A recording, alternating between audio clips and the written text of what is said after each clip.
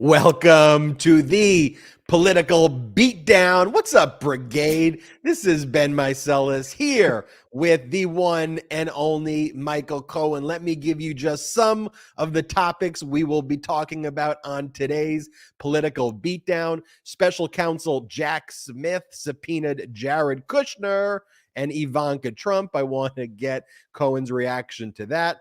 I want to talk about the MAGA Republican disinformation machine in overdrive in East Palestine, Ohio, regarding the train derailment there. Steve Bannon was just sued by his former lawyer for hundreds of thousands of dollars in unpaid legal bills. Fox is now platforming this idea that's being spread by the MAGA Republicans of secession and a national divorce. And I want to talk about the Fulton County grand jury foreperson speaking to the media and what is going on there. But as we just started live, there's some breaking news to report. A federal judge has agreed to permit former FBI officials Peter Strzok and Lisa Page to take sworn testimony from former President Donald Trump for 2 hours as part of their long-running lawsuit related to Strzok's firing in 2018 after Trump repeatedly and publicly pilloried the pair. This according to Politico, and its U.S. District Court Judge Amy Berman Jackson made that ruling. And for those watching MeidasTouch Network consistently, you know that she's been a very staunch ally of democracy and the rule of law and has not been forgiving to Donald Trump's fascism and these insurrectionists at their sentencing and during their trials. But Michael Cohen, welcome. And the first thing I want to ask you is, how are you doing, Cohen? What's up in Cohen world? Boy, it doesn't stop. It doesn't stop. It doesn't stop. And in all fairness, we don't want it to stop, because if it stops, that means that Alvin Bragg has decided not to proceed forward. Let me be very clear to our brigade.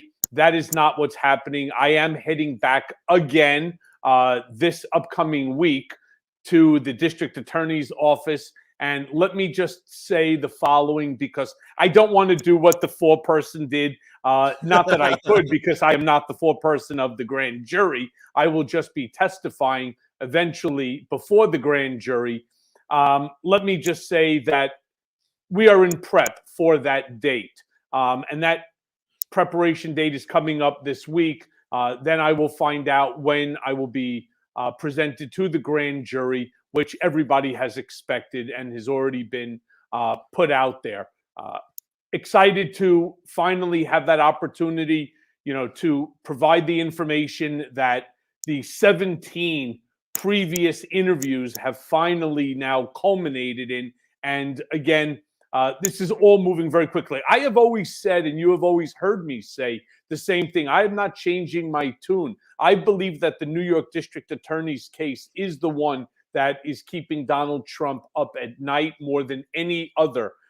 And I also believe that it is the simplest within which to prove, because it's based upon documentary evidence, as opposed to having to rely upon whether or not Donald Trump had mens rea, whether or not he had the intent to cause the illegal action, even though, sometimes there is an illegal act, but if there's no mens rea or intent, it kind of negates out the charge. Not in this case. And I do believe that this is going to be the first, which would also be the first in U.S. history. We have never had a president or former president of the United States indicted. So this is extremely big news. There's and the you're expression. hearing it here. You're hearing it here for the first time with smiling Ben Meiselas. That's what I love about the Political Beatdown. Sometimes our producer Salty asks, hey, do we have the graphic for that, or do we got the video for it? And I joke, I say, Salty, we are the graphic. We are the video. Cohen's breaking the news right here. And when you had your last meeting before the Manhattan District Attorney's Office, you talked to us about the fact that you left it. You believed you would go before the grand jury in the next 30 days when we had our Tuesday political beatdown. And now you're letting us know that next week you're going to be going to this one final prep session, and then you expect to go before the grand jury. That's big news that we are breaking right here again on the political beatdown. And so when I asked Cohen, any news on your end at the beginning of the show, it's why you all need to be here early for the live. And I want to get your next reaction to the breaking news, Cohen, about this federal case that, of course, we've been talking about on the MeidasTouch network, the lawsuit filed by Peter Strzok and Lisa Page in the D.C. District Court based on Strzok's firing in 2018 after Trump harassed and threatened him and continues to do so publicly. And Trump says that he trusts Vladimir Putin more than Strzok in a recent speech. And Amy Berman Jackson, the federal judge presiding over it, has just ordered Donald Trump's deposition. And what's interesting here is, we saw how horrible Trump is during depositions now, one where he pled the fifth 400 plus times in the New York Attorney General Letitia James case. Then we saw, of course, where he actually did answer questions in E. Jean Carroll. He was just horrific, like the worst possible witness for every single reason. You would almost think that his lawyers didn't properly prepare him based upon the answers. But then again, how many times, Ben, have I turned around and told you that Donald Trump is actually dumb? He's so fucking dumb he couldn't pass the urine test. And that's the problem. So when you have a guy who is historically a liar, who is now being recorded in terms of every single word that comes out of his mouth, what do you think happens? He can't remember the lie that he told 5 minutes ago or 15 minutes ago or a half hour, an hour or 2 hours or what have you. And so he keeps this circular, ridiculous commentary going on and on and on. And we get to read it on paper so that there is no confusion based upon what he's saying. I got to give Peter Strzok a lot of credit, and I give the judge a lot of credit, because it's not easy to get Donald Trump to the table to be deposed. I can tell you this from personal experience. I have a lawsuit pending against Trump and the Trump organization. He was supposed to testify. He, Don Jr., Alan Weisselberg, and none of them. They've all evaded the dates that they were supposed to. And ultimately what happened is they had made a motion to dismiss the case based upon the fact that the judge made a determination that the case that I had brought against them for the legal fees was not done for the benefit of Donald Trump, but rather not done for the benefit of the Trump organization, but rather for Donald. And therefore, I shouldn't be able to continue with the lawsuit. That, of course, was overturned. And now we're looking for the depositions of Donald, Don Jr., and Alan Weisselberg. But their lawyer, and this is one of the few times I think that their lawyers, it's going to sound crazy, did the smart thing. He turned around and he told the judge that if they lose the motion, that they do not want to continue with depositions. They just want to go straight to trial based upon the damages. In that way, that Donald, Don Jr., and Alan will never have to testify because, again, they lie during the deposition, so that's somewhat of a problem. But then again, he's such a terrible witness that nothing that comes out of his mouth could be beneficial, not just hurt him in the case that I have pending against him, but in other cases as well. We talked on the last episode of our podcast about the subpoena you were served with by Donald Trump. By the way, I think one of your arguments for getting Donald Trump's deposition, I'm just giving legal advice right now. One of the ways that you can get his deposition more easily is to say, look, he deposed me, so he's deposing me, I'm deposing him. But have you given any more thought to the idea that we floated on the last episode about calling Alina Habba? I'm happy to call her. Or your other lawyer can call her. I won't be offended. And saying to Alina Habba, look, Cohen will do it, but we are broadcasting it live on the political beatdown. We want the camera feed to be streamed publicly everywhere. Have you given that more thought? And do you think that that's going to happen? Yeah. So I can't do this date no matter what, because I have a conflict that's more important in my life than sitting for Donald Trump's deposition. But let me be very clear that, again, I will probably move to quash the subpoena in the fact that it does not comport with a whole slew of issues that right now is confronting Donald in this specific case. So I will probably, I'm still waiting for, I'm taking it under advisement from counsel, and I'm still waiting. Okay, you can take it under advisement from counsel instead of your podcast co-host. It's okay. I'm not. Exactly. I see that being a more savvy move than listening to me here. But we'll put an asterisk there, and we'll talk off the record about that more. Let's talk though also about Special Counsel Jack Smith's most recent move, subpoenaing Jared Kushner and Ivanka Trump. Look, we've seen some of their testimony in the clips during the public January 6th committee hearings. You can actually read their full depositions that the January 6th committee took if you want to read the full version of that. But I think Jack Smith is not just focused on the areas that the January 6th committee was. He seems a lot more focused on the financial crimes as well that Trump has committed relating to the insurrection, the campaign finance violations. One of the things that Trump did, it's not really getting a lot of attention, but he created this pass-through entity that's basically run by all of his people. And this is the first time the entity was created. It takes no outside political action committee or committee money in general from any other source other than Trump's committees. And about $769 million went to this kind of straw man or straw person entity. And the reason that they do that is kind of classic money laundering, in the sense that once it goes to that entity that has some, just basic name that just kind of blends in, you don't know then, because you don't have to report where the money goes from that entity to all of these other sources. So the way you kind of hide it's by putting it in this entity.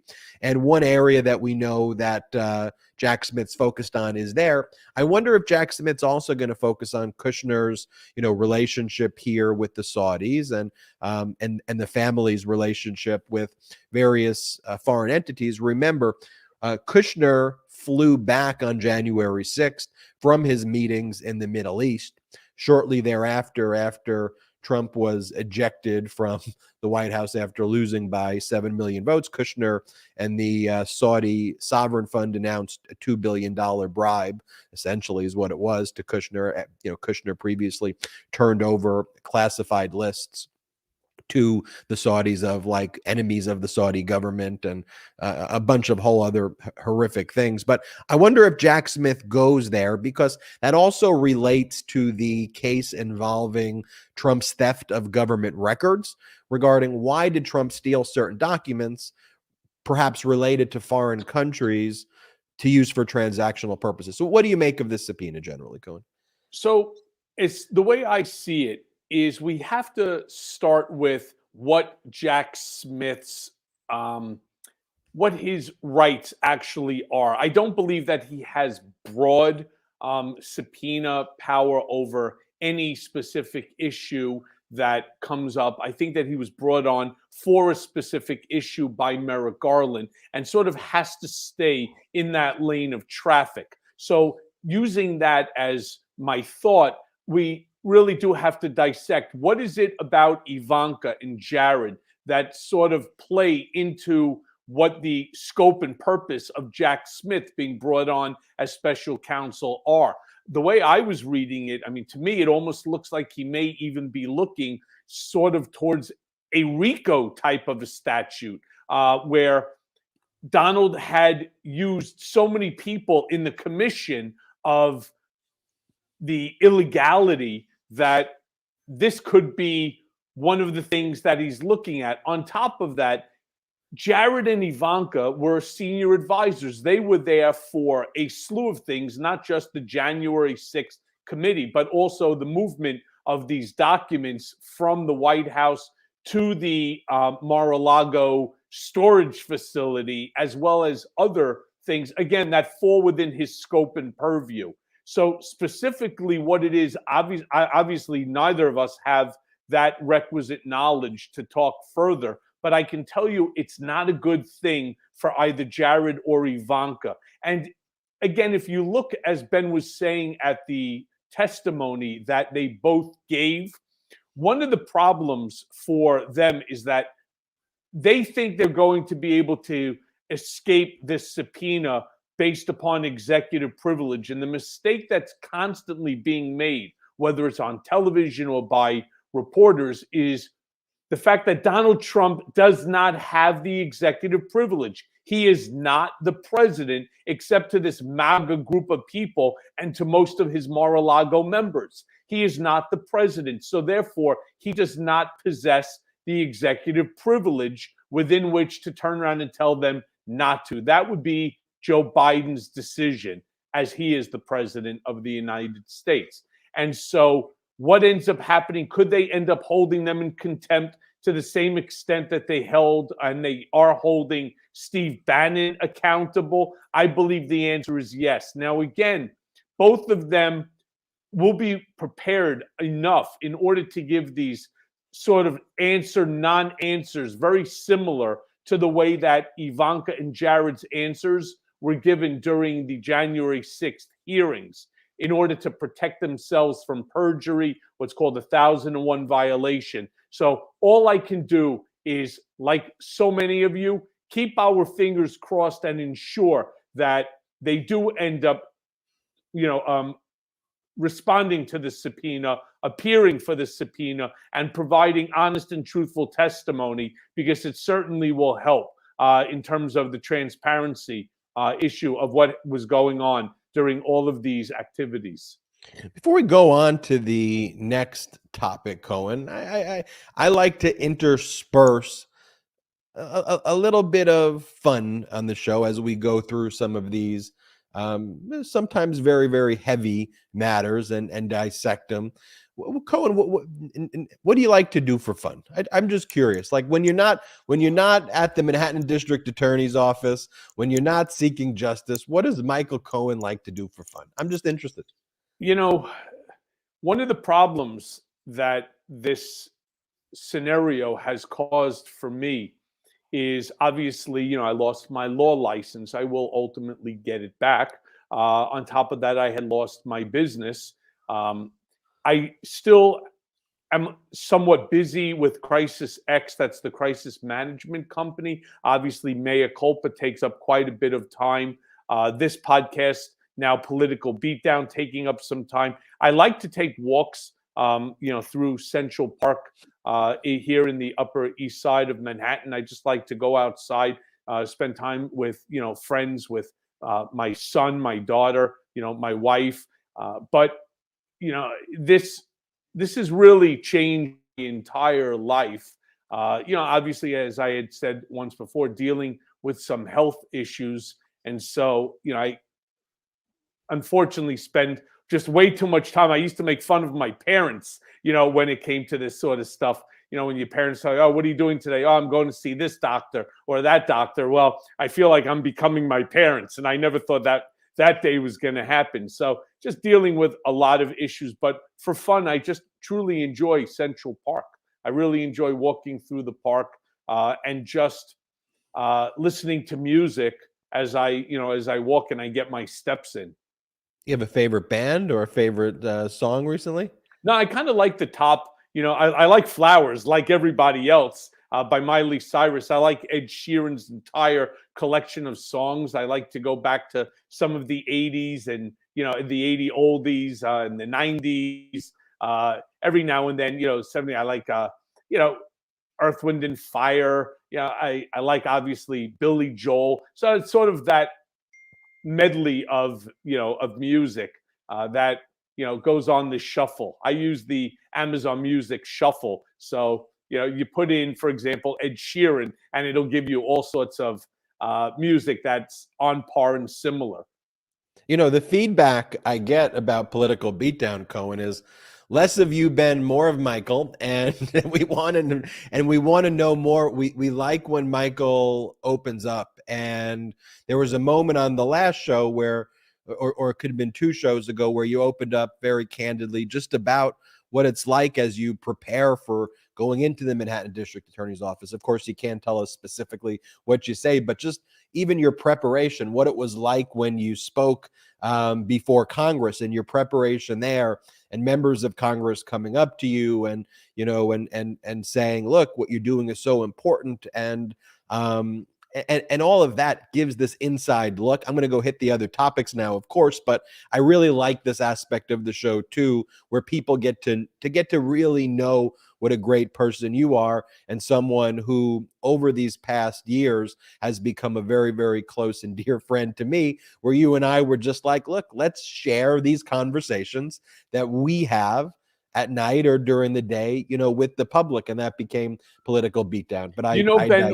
let me be clear to to our political beatdown brigade. None of this is fun. This isn't financially beneficial.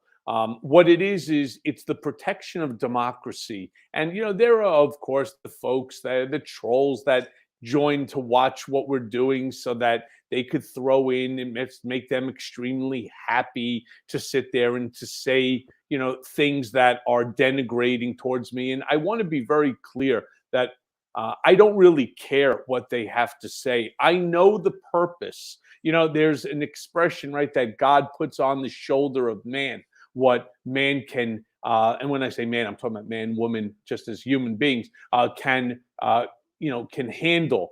And so many times when I was at Otisville, there was actually a priest, there was a pastor that used to say this to me. We used to sit and have these lengthy conversations. And to be very honest with you, I used to say the same thing that I'm going to say to you all right now. I wish it was on the shoulders of someone else. This is not something that I go to sleep and say, yeah, this is great. I have a hard time sleeping anyway because my brain never shuts off. There's always something going on, and it's whether it's the podcast, whether it's a potential next book, whether it's having to go back to the DA, whether it's to have to find documents, where those documents could be, the preparation, the potential for going before a grand jury. And if I go before a grand jury, there's no doubt that they'll end up being the key witness in that case, a case of first precedent, considering we've never had a president or former president ever indicted. But this is all about democracy. This is all about the future of America. This is all about standing up truth to power and ensuring that adage is something the Democrats constantly say, and I say it as well, that no man is above the law.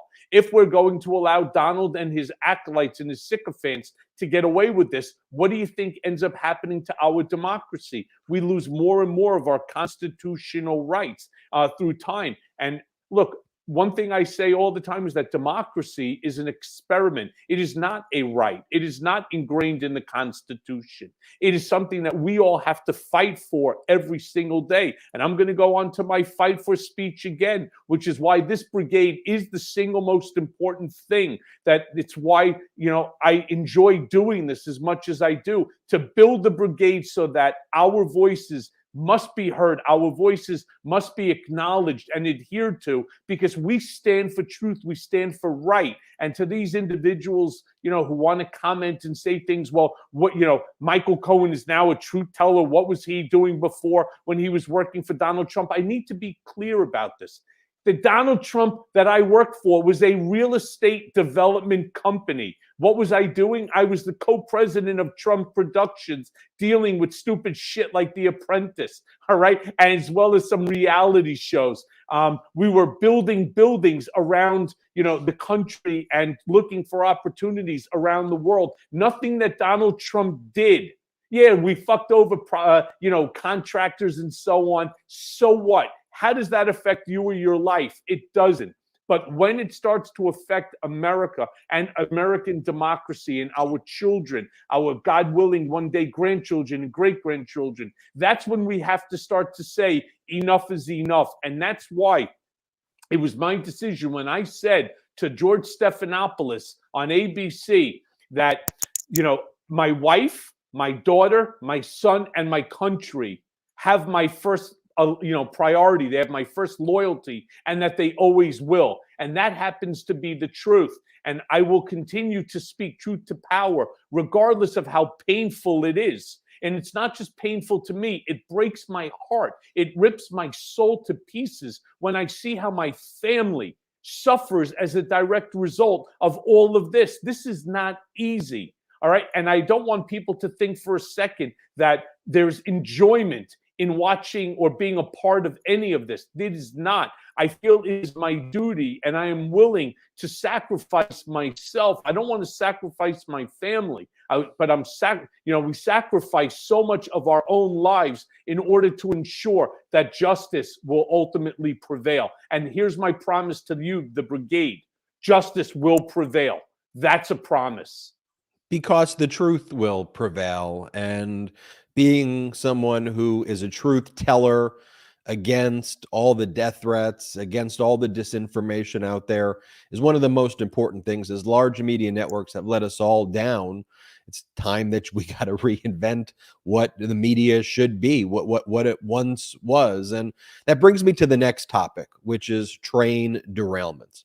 I want to give everybody some stats, though, because as the MAGA Republican disinformation echo chamber has gone into overdrive to attack Secretary of Transportation Pete Buttigieg and President Biden about the train derailment that took place in East Palestine, I want to look at some of the facts here regarding Trump and Trump's transportation secretary Elaine Chao's time in office. So when people start saying things to all of you brigaders listening to this and watching this, I want you to be armed with the facts. During the Trump administration, there were 5,103 train derailments in the United States. Neither Trump nor Transportation Secretary Elaine Chao went to a single one of these derailments. 5,103. During the Trump administration, there were 44,360 train accidents, with many resulting in fatalities. Again, neither Trump nor Transportation Secretary Elaine Chao went to a single one of these or talked with any of these victims.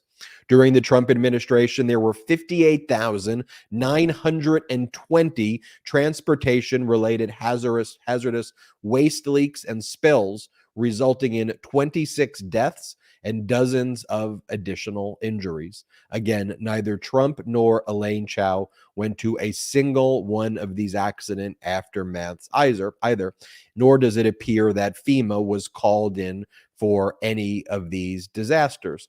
Now, I want you to compare that to the effort of President Biden, who immediately reached out to the governor of Ohio, Governor DeWine, a Republican governor in a state of Ohio that is controlled by a Republican Senate, a Republican House. It's a Republican county. It has a Republican, the train company is a Republican CEO. And by the way, Donald Trump took efforts to undo critical Obama-era regulations that would have mandated certain braking features on trains carrying toxic substances.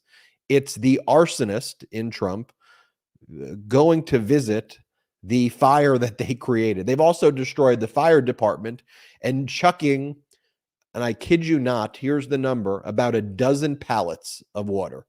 Does everybody know how much water is in a pallet? 2,880 bottles of water are in a pallet. And does anybody know how much a pallet costs? A pallet of water is about $500. There it is. I looked it up before the show. About $500. So Donald Trump, grifting off of people, gave about $5,500 worth of water. Maybe everybody in the town gets 2 bottles of water. By the way, he said it was Trump water, and then spread the disinformation that it is Biden and Buttigieg who didn't want to help. But look, here's the clip of Ohio Governor Mike DeWine talking as soon after the train derailment in East Palestine that Biden reached out right away. Play the clip. Look, the president called me and said, anything you need. I have not called him back after that conversation. I will not hesitate to do that if we're seeing a problem or anything, but I'm not seeing it. There you have it. I've not called him back. I'm not seeing it. Here's what I want to talk about also. Here's a Trump tweet from August 3rd, 2017, where he says, I'm continuing to get rid of costly and unnecessary regulations.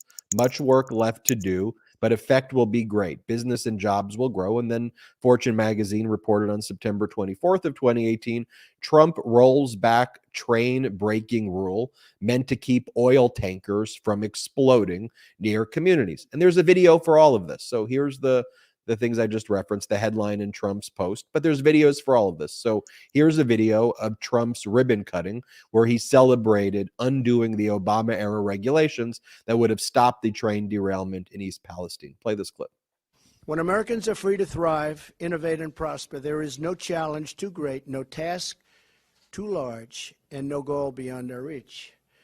We are a nation of explorers and pioneers and innovators and inventors, and regulations have been hurting that and hurting it badly. We are a nation of people who work hard, dream big, and who never, ever give up. We are Americans, and the future belongs to us. So together, let's cut the red tape. Let's set free our dreams, and yes, let's make America great again. And one of the ways we're going to do that is by getting rid of a lot of unnecessary regulation. Thank you very much. Thank you.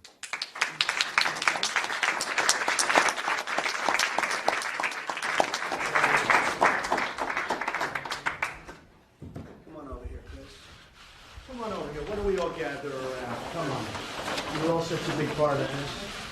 Come on. I think we can all make it.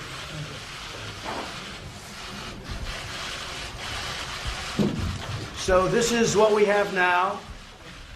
This is where we were in 1960. And when we're finished, which won't be in too long a period of time, we will be less than where we were in 1960, and we will have a great regulatory climate. Okay? Come on up here, Chris. Come on. You work so hard on this. Yeah. Elaine, are you okay? Come on. Yep. You okay? Yep, fine. She has a lot to do with it. She has things called roads. That's a big, and bridges, right? Yes. Okay. 1, 2, 3. I think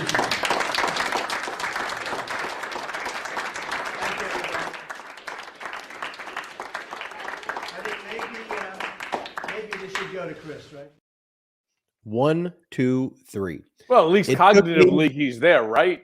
I mean, you know, man, woman, child, camera, TV. I mean, 1, 2, 3. At least he still knows his numbers. I mean, I like to see Donald sing the ABC song. The guy is so fucking stupid, it's scary. He doesn't understand the necessity of regulation because he also is a guy who doesn't believe in science and he doesn't believe in climate change. And again, I don't want people to think that, you know, anytime that Donald says something that I'm going to find a reason within which to bash him. I am using his own words. These are things that he said. He does not believe in science. He does not believe in climate change. Well, really, look at what we're experiencing day in and day out. Oh, my God, this stupid ass cut a ribbon showing what? A whole slew of documents and then showing it compared to 1960 regulation. That's because our technology and because our humanity has improved so much over the years that we need regulation to stop big business, to stop companies from destroying our environment, from destroying our water, from destroying our air that we breathe. It's so stupid. It's the same thing here to roll back on brakes. I mean, this thing is, oh, Elaine, yeah, she knows a lot about roads.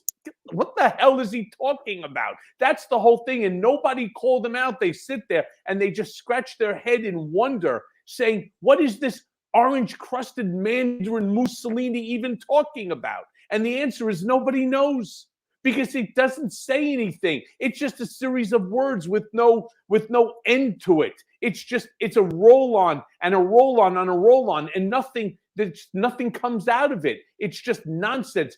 Donald knows how to tear things apart. He has no idea how to build something or how to do something. Compare that to what we see with Joe Biden today. In his 24 plus months, Joe Biden has passed 23 meaningful acts, mostly a bipartisan, hard to believe, from infrastructure to the reduction of medical expenses, including pharmaceuticals and so on, or the extrication of people from the United States military, from Afghanistan, from the infrastructure bill. I mean, for God's sakes, these are things that will improve the lives of Americans. Name one thing that Donald did that improved the lives of anyone other than his Mar-a-Lago members and to his close friends. The answer is to no one. So, look, folks, this is really out of control. And I'll tell you something. I was speaking with Malcolm Nance about this the other day. One of the things that I'm a little disappointed about is the speed to which things are happening in East Palestine, Ohio. If I was in charge, let me be very clear what I would do right now. Not send Pete Buttigieg down a week or so after with a hard hat asking questions. There's no question that needs to be asked. There is a fucking train that derailed carrying hazardous material. Period. End of story. So here's what we do. Right off the bat, I would have 50 or 100 super trailers onto it, pick up the fucking trains that are all burnt out, some maybe still smoldering, put them on top of these what do you call it, these machines, these carts, and ship them off to a facility, a Butler building that we build to store it so that it could be evaluated down in the future. And then what you do is you start to rip into the ground, take all of the rails down, and start checking the samples of the dirt. More importantly, if you want to make the people of East Palestine comfortable, especially those that are closer to the accident site, the first thing you do is you bring down scientists. We used to do this in Otisville. When I was at the FCI, Federal Correctional Institute of Otisville, I would accumulate from 3 different areas water, and they would be tested every day in order to see what the pH is, the sulfur, and so on. Do the same test to ensure and show the people. Do it in front of them. Each and every one of you, bring me water from your sinks. Bring me waters from your bathtubs. Bring me water from wherever the hell you want. And let's test it to see what's going on with the water. I mean, we have the capability to do that. That's the first thing I would have sent down. Then again, grab these trailers, take these trains, pick them up. Don't leave them there, sitting there so that everybody every day for a week can drive past it and be reminded. It's time to act. There's no time to sit there and to pontificate about it. There's nothing to pontificate about. Get the shit off the ground, rip up the tracks, test the water, all right, and make people feel comfortable that the ground is not polluted with these contaminants. It's plain and simple. That's what they need to do. And the whole thing would cost, what, 10, 20, 30 million dollars? And then, by the way, bill that shit to the rail company. They're responsible for it. Send them the goddamn bill. I mean, that's how simple that it is. Instead, everybody wants to sit there and, throw out their ideas. Well, we should maybe talk about doing this and that. Bullshit. It's a natural, it's a catastrophe, disaster. Time to move on it and make the people of East Palestine comfortable because they deserve that. So I obviously agree with the point that you're trying to make, but let me give you a thought. And that is that Biden wanted to do all of those things. And Biden tried to do all of those things. And in our system of federalism, everything that you just described inherently relies on a decision of states as well, and the leadership of the governor. And it is a perplexing and disastrous state of the state where you have a governor like DeWine, who is supposed to be the person with the boots on the ground, coordinating action by the federal government. But the federal government's response to disasters under our federalism system, given states' rights as well as the rights of the federal government, is such that if the state government says it's not an emergency, stay out, the federal government in a situation like that would generally not say, well, we are taking over your state. That's just the practical reality. I do have a criticism, though, of the Biden administration here, which is, to your point, Cohen, as well, when you said no one is actually calling out Trump and all of the disinformation. It took you and me, Cohen, approximately what, 3 minutes and 30 seconds to give the facts. So it's not hard to give the facts appropriately and to call out the disinformation. But what Biden has to realize now is that the climate here and the media is very much akin to Russian propaganda. And it is not a media that is doing its job. And you do not have two good faith political parties. You got a pro-democracy party in the Democrats, and you've got a party that wants fascism and that wants the Donald Trump cult. So what you have to do, as I gave you the other stat, in the Trump administration, there was 5,103 train derailments with 22 fatalities, and he showed up to none of them. The media doesn't hold that accountable. Democrats didn't call that out at that time, and perhaps they should have. But what Biden needs to do is exactly what Ukraine did with Putin before the invasion and during the early stages of the invasion. To your point also about Trump, he's an idiot. That's the saving grace here. A lot of these MAGA Republicans are idiots. They're playing chess, playing checkers, fascist checkers. But what you have to do now, as people upholding and fighting for our democracy, you have to predict the move that they are going to take, the plan that is the craziest plan, inherently designed to set you up. So you have to just be like, look, here's what they're going to do, even if the steps that we would take seem unreasonable and irrational. You have to go and you have to say, here is what Vladimir Putin is about to do before he does it. And a Buttigieg and the communications arm of what's taking place and the action, they have to go out and say, look, we've offered DeWine, hold the press conference. We've offered DeWine everything. All of the things that Michael Cohen said, we've offered. We are a bit perplexed that they are not accepting it. We stand ready, and we are deeply disappointed in that. You have to do that today to get ahead of it because of these bad faith actors. And speaking about these bad faith actors, one of the purveyors of all of the disinformation plan is Steve Bannon.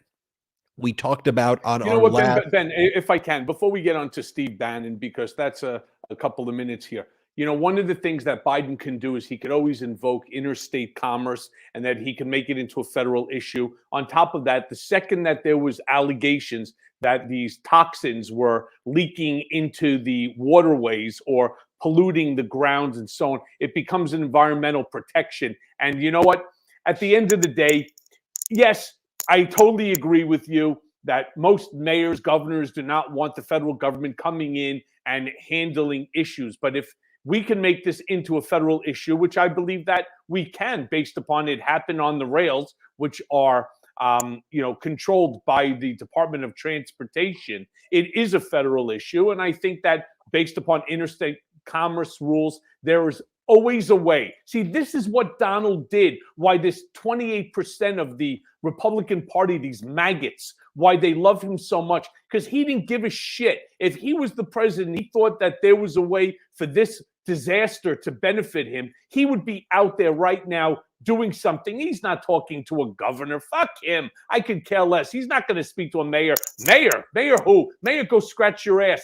I'm sending in the feds, and we're going to handle this and so on. Now, unfortunately, right, Donald's not smart enough in order to handle anything. But if you take some concept like that, whereby it is a federal issue, regardless of whatever the mayor or the governor, want to say about it, because they're playing politics with the lives, the daily lives of these residents of East Palestine. That's unacceptable. And as far as I'm concerned, I hope that every single resident of East Palestine remembers today Remember yesterday and the week before. Remember the response by Joe Biden. Remember what guys like DeWine are doing, which are interfering with their community getting back on its feet. Shame on them. And remember that when they go to the polls. Now I apologize. And let's go back to one of my favorite topics of all time, the lunatic himself,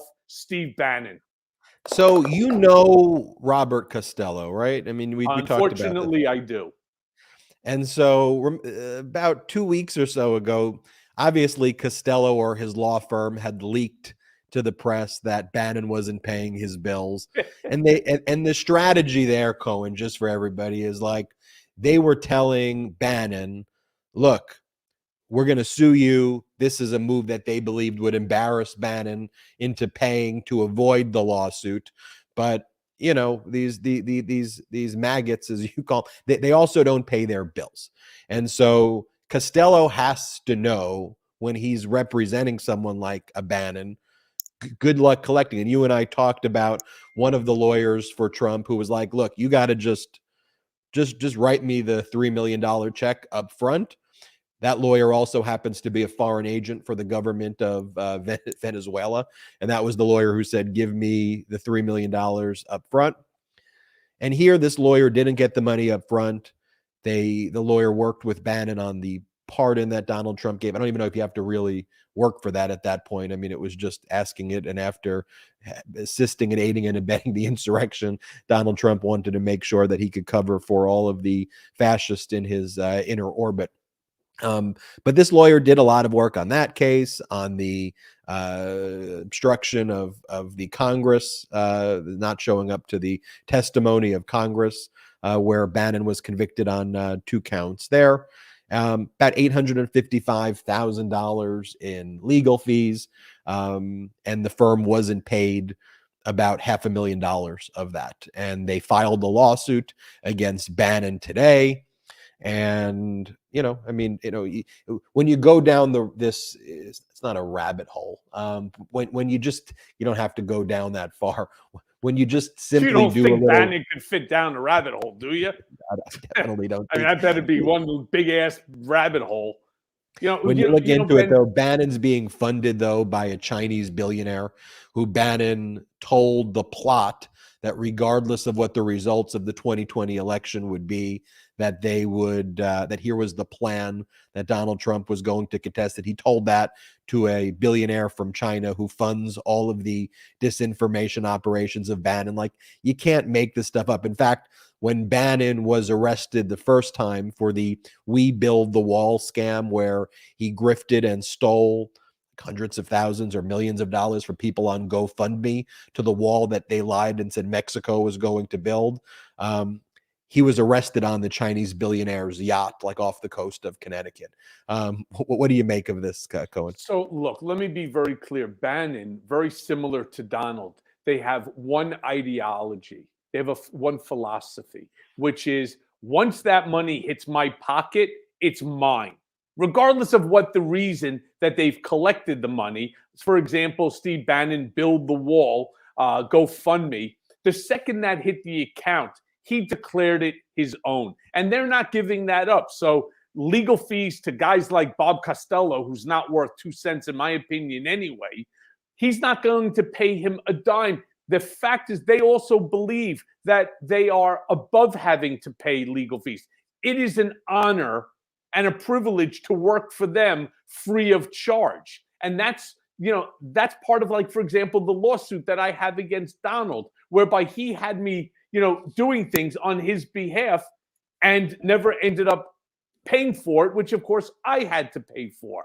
And so, you know, now I'm going to get my money back. There's no doubt in my mind. And expose, well, look, what can I do? Expose Donald for being, you know, a cheapskate, for being a, you know, a grifter. Everybody already knows that. Steve Bannon is identical to Donald when it comes to this. And so if anybody thinks, especially Costello, thought for a second that he was going to get paid, he's as stupid as his former boss, Rudy Colludi, drunken Giuliani, who thought that he was going to get Donald to pay him like $150,000 a day. because they were raising so much money from from these unsuspecting maggots, these MAGA fools that just keep sending their money in. Rudy actually wanted his pay. He wanted his piece. Like the mob, he wanted his taste. And Donald basically gave him not one, not two. Donald grew 2 extra limbs so he could give him 4 FU fingers and say, you're not getting a damn dollar from this money. You didn't, even if you accomplished what you were tasked to do, I'm still not giving you a dollar because I want the money in my pocket and it's better in my pocket than in yours. I can't top that, Cohen. So I'm moving on to the next topic. I completely agree. If the truth hurts, sorry, but it's facts. Facts. All right, Fulton County, the grand jury 4-person who basically serves as the leader, in essence, of the special grand jury. We know that portions of the report were released last week. We talked about it here on the political beatdown. My overall thought, though, just so everybody knows the process, the special grand jury does not make indictments. They make recommendations. There's a separate grand jury that is or will be impaneled very shortly that's going to make the ultimate charging decision. And the report is going to be presented there. So ultimately, to me, the process of a special grand jury and a grand jury, from a legal perspective, does it now give Trump and other individuals who may be criminally indicted, does it give them an argument that they shouldn't have been given? That this 4-person's out there speaking to the media? Yes, it gives them an argument. Do I feel that legally that argument is going to prevail? No. And Donald Trump's out there talking publicly about all of these things also. So in terms of any prejudice that's being created from publicity, when Donald Trump calls out the Fulton County district attorney and says these heinous and horrific things about her and threatens people's lives in Georgia, if there's prejudice being created, it's from Donald Trump, not from the Fulton County process. But I do want to say this. For all of the people out there, though, who have been very critical of Merrick Garland for not moving fast enough, and many times I'm with you and I agree there, or special counsel Jack Smith not moving quick enough, or even Alvin Bragg, what are you doing, not moving quick enough? One of the most important things here, from my perspective, is moving very, very carefully. And I think if I have a critique of what's gone in Fulton County, Georgia, it was a failure to coordinate between when the special grand jury ended, when the new grand jury would begin, and knowing that the report would ultimately be public in some shape or form, and making sure you time it so the indictments happen shortly after the special grand jury report's released, and that timing needed to certainly be tighter than it was. Because the reality is that it's hard to expect a special grand jury comprised of 26 individuals, 3 alternates, after more than a month of being relieved, to not be baited. And you may recall, those who watch the political beatdown, Cohen and I talked very specifically about the psychological tactic that Donald Trump was utilizing when he posted total exoneration. And what we said is he was trying to bait somebody in the special grand jury to speak publicly so he could whine and play the victim card and then say, oh, my due process rights have been violated. And for Fani Willis, the Fulton County district attorney, my criticism is you got to time that better. Special grand jury ends. The grand jury almost runs parallel. Indictments happen. You got to figure out on your calendar how to make that work. I mean, look, to me, the 4-person did no favors, and perhaps that's an understatement, but I'm not here the sky is falling down. This is going to stop prosecution from taking place. But to me, it also reflects, though, the diligent work that you've never heard a thing about what's going on. Usually, you haven't even heard Special Counsel Jack Smith talk. And, there's that point I wanted to point out. Cohen, as someone who's involved in these high profile situations, including one right now, you have to walk that fine line, and you're a pro, so you know how to walk it. So let me say this. First of all, I don't see it as being damaging to the case. Should Fani Willis end up filing an indictment, it would make no difference. Donald Trump's legal team will find any argument that they can or make one up in order to try to have the case dismissed, or, as you said, to exonerate him completely. I don't believe he meant the word exonerate. I think he said when he was completely exonerated. I think in exonerate, you have to put, constipated, because he's completely constipated, not just, in his bowels, but in his brain. Nothing seems to be working right with this guy. And at the end of the day, the case should only be brought if, in fact, the prosecutor has the legal justification to do so, and you have the evidence within which to prove it. If not, they should just walk away from it. Now, do I think that they have it? Sure, they have it. Do I think it's going to be an easy case?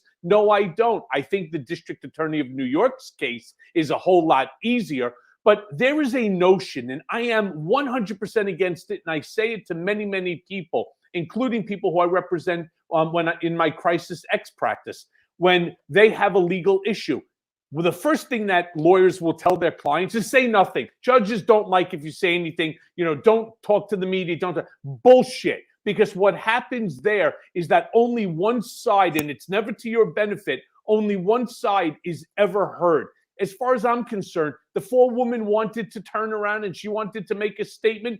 Good. You know why I say it's good? Because you, Ben, because the brigade, because everybody, we're entitled to transparency. We're entitled to know what's going on inside the grand jury. As far as I'm concerned, I think that all grand juries should actually be televised. All right, especially ones that involve the former president of the United States, a guy who is a racist, sexist, misogynistic, xenophobic, homophobic, Islamophobic, anti-Semite who wants to destroy democracy and to create an autocracy out of our country. How could this not be televised? And if it was, you wouldn't have to worry about what she says, because we'd already have watched it, very much like we watched the hearings.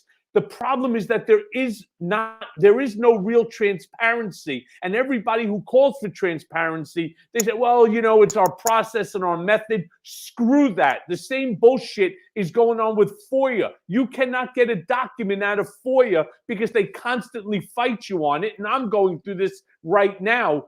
With FOIA, they keep turning around and telling you, oh, well, it interferes with our process and method in accumulating information. Really? I'm not asking for the name of the detective or the name of the informant or anything like that. I just want to see what that person said. I want to be able to use that information the same way that we're using information in this drip, drip, drip by like my bar complaint against Jeffrey Berman, the former head of the Southern District of New York, that was colluding with Maine Justice in order to go after me for what? Because Bill Barr and Donald Trump told them to do it. This is not transparency. If we are going to be a country of laws and justice, then we need transparency. Otherwise, what we are is we're a country of laws with no justice. And as far as whatever I can do, and as far as I can go, and as much as I can tell, not just the brigade, but the entire country about what's going on at the DA's case or the AG's case, if I get called to testify, I am going to be out there. I am not prohibited, and neither was this foreperson. The fact that they don't like it, as we like to say here in New York, tough shit. Couldn't agree more with you, Cohen. And it seems like the message now that's coming out from the MAGA camp, though, is Trump can't win in America. So basically, let's make a new country, right? That's basically the MAGA Why? Why a new Republican. country? Let's not just try it in Saudi Arabia. And we'll ask Mohammed bin Salman and his royal relatives to be the judge and the jury. I mean, that's what they basically want. They want to destroy this democracy, make it into an autocracy that even though that Trump knows he can't win, and he knows he can't win because what he's done is illegal, and there's thousands and thousands, if not hundreds of thousands of documents proving it. He doesn't care about that. He wants what's good for him and only him. I'm sorry, Ben, you were saying. To close out the show, though, I want you to react, and I think we have this clip of Marjorie Taylor Greene calling for secession now being platformed on Fox. Like, I think when the Fox text messages and emails were released, in terms of the same depths of depravity, there are no depths to the depravity of the MAGA Republican Party at this point, too. And it was before, but at this point, like, there's no even pretending anymore, right? From Fox or the MAGA Republicans. It's just like fascism. We want it. Secession. I want to show you this clip from Marjorie Taylor Greene, and then I want you to close out the show by reacting. All right, play this clip. And do you expect it'll happen? Last question. Well, I think it's something that we should work towards because, you know, it's kind of the vision that our founding fathers had for America. And I think it's a great one. It worked in the beginning. We just got it completely out of control. So I hope we can get there. All right, Marjorie Taylor Greene, thanks for explaining it all to us. We appreciate it. As always, when we come back, Liam Neeson, the actor, was less than impressed with the ladies of The View after his appearance. We'll show you. We'll explain straight ahead. Like the dumbest stuff ever. Cohen, what's your reaction? I'll tell you, the one I'm really more disappointed in is Sean Hannity. Again, I had a chance to get to know him for many, many years. And the fact that he was able to keep a straight face as this buffoon sat there talking about the secession of states and divorcing red and blue states, including this genius came up with an idea. You can't make this shit up. I mean, this would be great if it was on South Park or a Family Guy episode or, you know, one of these, you know, cartoons. Marjorie Taylor Greene wanted that if you are a Democrat and you move into a Republican state, you're not permitted to vote for 5 years. I mean, talk about democracy. Yeah, that sounds like democracy to me. I don't know what country she thinks she's living in, this idiot. I mean, it's so infuriating, and I don't understand how she is still a member of Congress. The fact that she has an office in the people's house, that she wears a pin as a member of Congress, the fact that you and I will be paying for that idiot's health care and she's going to end up with a pension for the rest of her life simply because she won an election. She is a traitorous, ignorant buffoon. And the fact that we have to put up with this sort of stupidity and nonsense, to me, is just, it's overwhelming. And I don't understand it.